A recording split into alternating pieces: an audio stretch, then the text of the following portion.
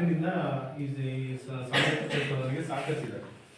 ಅದಕ್ಕೆ ಸಂಬಂಧಪಟ್ಟಾಗಿ ಇದರ ಅಧ್ಯಕ್ಷತೆಯನ್ನ ನಮ್ಮ ಪಶುಸಂಗೋಪನಾ ಇಲಾಖೆ ಇವರು ಪ್ರಕಾಶ್ ಸರ್ ಮನೋಹರ್ ವಹಿಸಿದ್ದಾರೆ.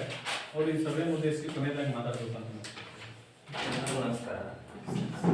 ಸಮಗ್ರ ಶಿಕ್ಷಣ ಅಭಿಯಾನ ಕರ್ನಾಟಕ ಕಾರ್ಯಕ್ರಮದ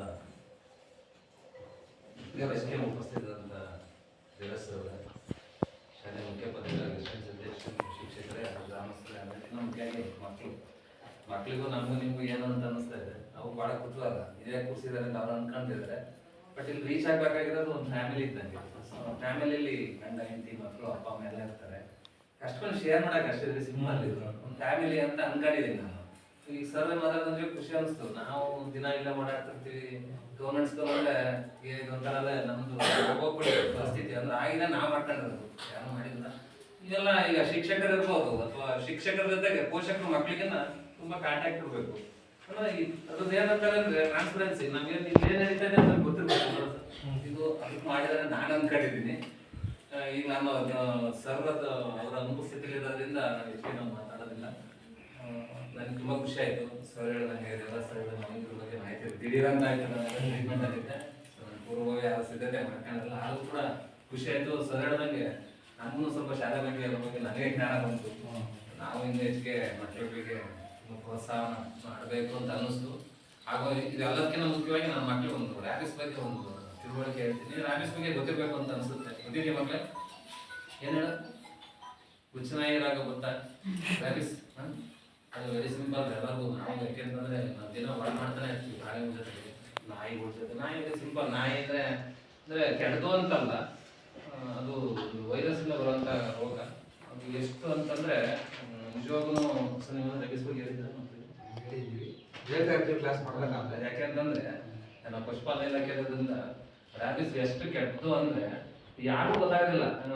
ಮಕ್ಕಳು ಬಿಟ್ಟರೆ ನಾವು ಜಾಸ್ತಿ ನಾಯಿ ತುಂಬಾ ಅಡಾಪ್ಟ್ ಮಾಡ್ಕೊಂತೀವಿ, ಬೇಕಿರ್ತೀವಿ.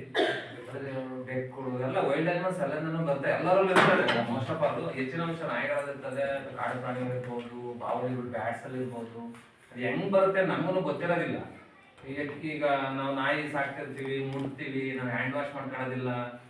ಅದೇನು ಗೊತ್ತಾಗಲ್ಲ ನಮ್ಗೆ. ಯಾವಾಗ ಬಂದಿರ್ತದೆ 10 ವರ್ಷ ಆದ್ಮೇಲೆ 15 ವರ್ಷ ಆದ್ಮೇಲೆ ವೈರಸ್ ನಮ್ಮ ದೇಹದಲ್ಲಿ ಎಂಟ್ರಿ ಆಗುತ್ತೆ. ಅಥವಾ ಬೈಟ್ ಮಾಡಿದಾಗ ಅದ್ರ ಜೊಲಿಂದ ಇರ್ಬೋದು.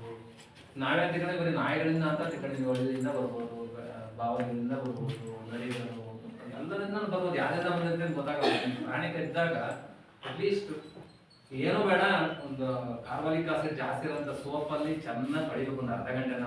ನಾವು ಫಸ್ಟ್ ಟೈಮ್ ಡಾಕ್ಟರ್ ಹೋಗೋಕ್ಕಿಂತ ಮುಂಚೆ ತುಂಬಾ ಫೋರ್ಸ್ ಆಗಿ ಬಿಟ್ಬಿಟ್ಟು ಅಲ್ಲಿರೋಂಥ ನೊರೆಗಳಿರ್ಬೋದು ಎಲ್ಲ ತೆಗೆದು ಫಸ್ಟ್ ಏಡು ವಿತಿನ್ 24 hours ಅಲ್ಲಿ ವ್ಯಾಕ್ಸಿನೇಷನ್ ಮಾಡಿಸ್ಕೋಬೇಕು ನಾವು.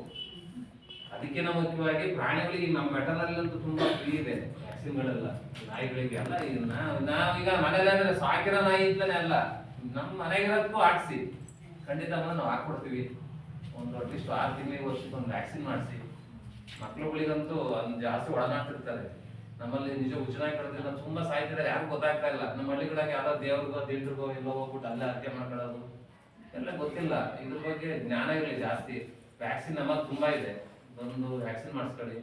ಮಕ್ಳಿಗೆ ಅದ್ರ ಬಗ್ಗೆ ಅವೇರ್ನೆಸ್ ಕೊಡಿ. ಫಸ್ಟ್ ನೀವು ತಂದೆ ತಾಯಿ ತಿಳ್ಕೊಳ್ಳಿ. ಗೊತ್ತಿದೆ ಅಂತ ಅನ್ಸುತ್ತೆ, ಬಟ್ ಇದ್ರ ಬಗ್ಗೆ ಇನ್ನೂ ಡೀಪ್ ಮಾತಾಡಂಗಿಲ್ಲ.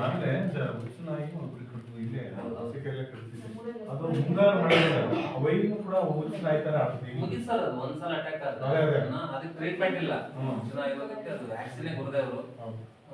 ನಾವು ಮಾಡಿಸ್ಕೋಬೇಕು ಆಕ್ಚುಲಿ 6 months ಇಲ್ಲಿ ಇಯರ್ಲಿ ಒನ್ಸು. ಈಗೇನ್ ಸರ್ ಫುಲ್ ಫ್ರೀ ಇದೆ ವ್ಯಾಕ್ಸಿನ್ಗಳು. ಎಲ್ಲಿ ಕಂಟಾಮಿನೇಷನ್ ಆಗುತ್ತೆ ಅಂತ ಗೊತ್ತಾಗೋದಿಲ್ಲ. ಈಗ ನಾವೊಂದು 24 hours ಒಳಗೆ ಇರ್ತೀವಿ.